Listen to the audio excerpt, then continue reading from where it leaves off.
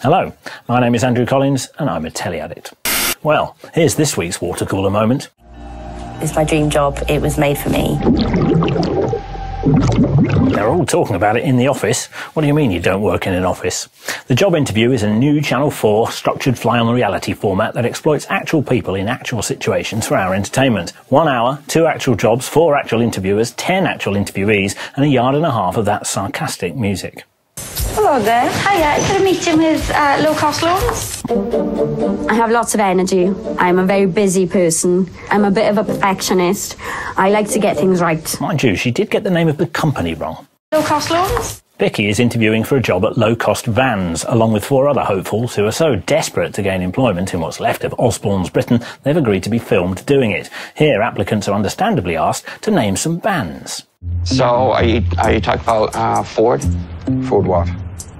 Are you looking for... Oh, sorry. Now you got me on the spot. That's the biggest van out there. Biggest selling van out there. The biggest selling van out there. You looked at my website?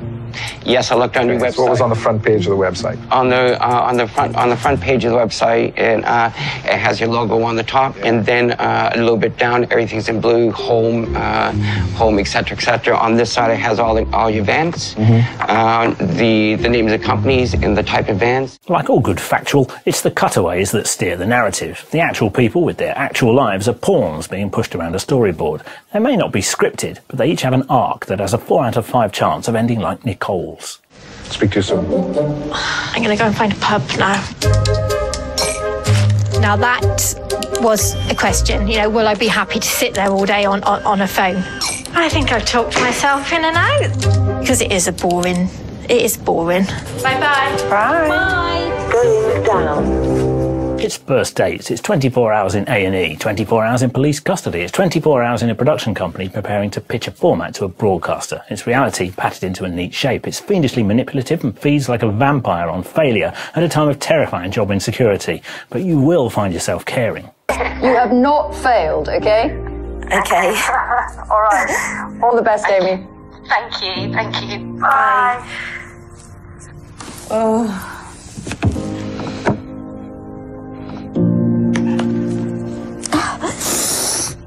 Could I have done it better? No. In order to add value to their new brand, Channel 4 got the people who make Very British Problems to squeeze a few extra nuggets out of their highest-ranking talking heads and called it My Worst Job. Is there anything worse at an office than the whip-round envelope? You know, when someone comes to your desk and goes, oh yeah, it's Dave's 40th, and you get given an envelope with some coins in it and a card to sign. Who the f*** is Dave? The same comedians and commentators who are prepared to go along with the auto-racist Brexit conceit that certain problems are peculiarly British deliver material on the subject of employment by the yard in an effort to distract us from wanting to know if that is their actual kitchen. Is this Jason Manford's actual kitchen? I worked in a pub in Manchester. It was actually my dad's local, and it was really rough. I remember there was a guy at the bar. Is this Vic Reeve's actual kitchen? I said to my dad I wanted to go to art school, and he said, do you know anyone who's ever come out the other side of art school and made any money?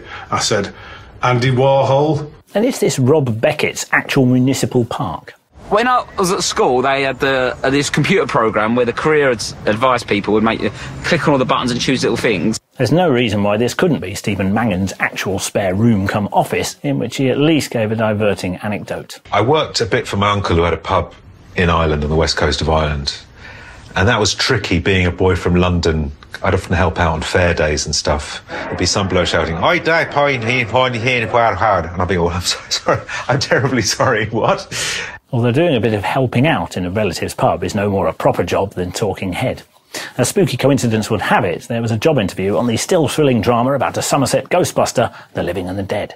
You do seem to move around a lot. Why would that be? I've come a long way, ma'am. I think it's only fair I get to speak to the master. Except he's not here, is he? But I am here, Mr. Wolford. And I appear to be a sentient being.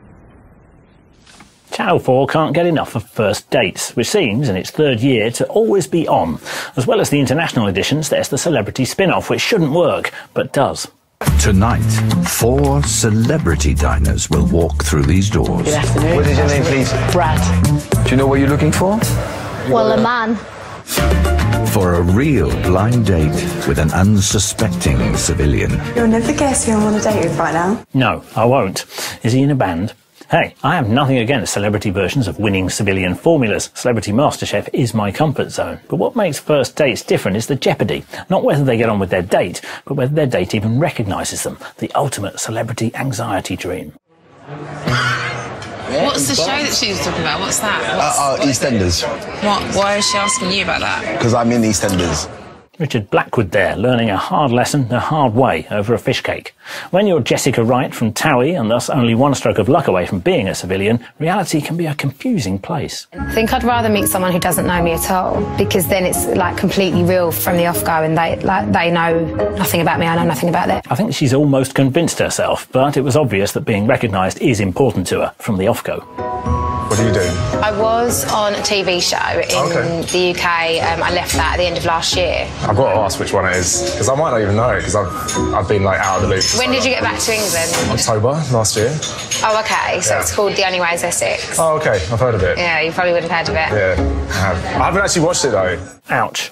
It really is a fascinating anthropological experiment. It appears to be about dating, but it's really about hierarchical self-worth at a camera-rigged burger restaurant. Look at the way the insecure Blackwood affirms his celebrity here. You got your bag? You got your bag, yeah? Yeah. So I don't mean to interrupt. Esther, we've met before. How you doing, darling? You well? Mwah. Mwah. So you just got here, yeah? Yeah. Of all the subjects on the first episode of 4, I suspect only Esther Ranson had agreed to do it in order to actually meet a companion rather than just be on television. And he almost made the grade. If I may say so, I think for a lady of your advancing years, you make splendid company. Now, he was doing so well up to then. Men.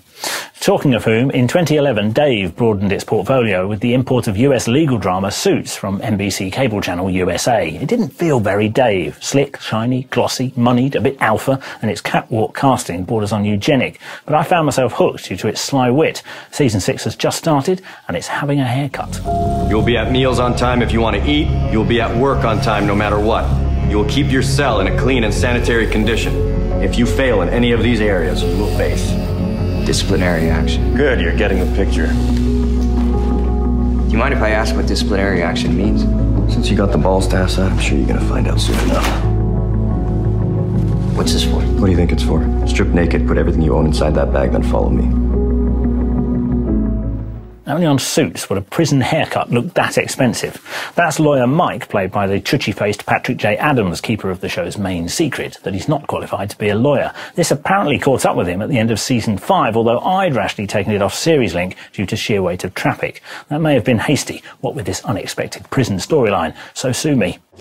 So you know I'm not really here to bring you an egg roll, asshole. I'm here to serve you with this. What is that? It's a class action. We're being sued for every case Mike Ross has ever touched. Senior partners Harvey, played by the lantern-jawed Gabriel Macht, Lewis, hamster-faced Rick Hoffman, and Jessica, the panther-like Gina Torres. I told you it was glamorous. I also told you it was witty. Who told you you were going to meet the warden? No one. I just thought that this was going to be like a prison movie. Put your trust in the Lord, but your ass belongs to me type shit. You know Shawshank. Of course, you know Shawshank. You work in a prison. Time to get back into Suits, no matter how over-tailored it looks. With The Good Wife gone, it actually fills a hole, especially with its clearly intended allusions to the current internecine warfare in the Labour Party. If I hadn't brought Mike in, you'd still be here sniveling around like a goddamn junior partner. And if I hadn't given Donna back to you, you'd still be having panic attacks like a goddamn little girl. You smug son of a bitch. That's enough! Suits is on Sunday nights at 10 p.m. on Dave and on Catch Up on UK TV Play. Your Moment of Zen comes from a PBS doc imported by Sky Arts about the history of recording studios with the tortuous title Soundbreaking. It's basically a series for people who think 1971 is the best year for music ever. Here's George Martin's son Giles doing that thing at a mixing desk that you usually only see on BBC 4.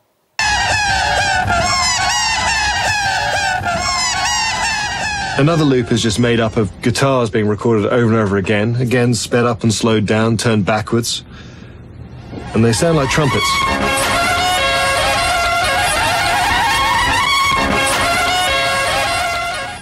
Thanks for watching. Make sure to subscribe for the latest Telly Addict and more videos from UK TV. You can also check out last week's episode. See you next week.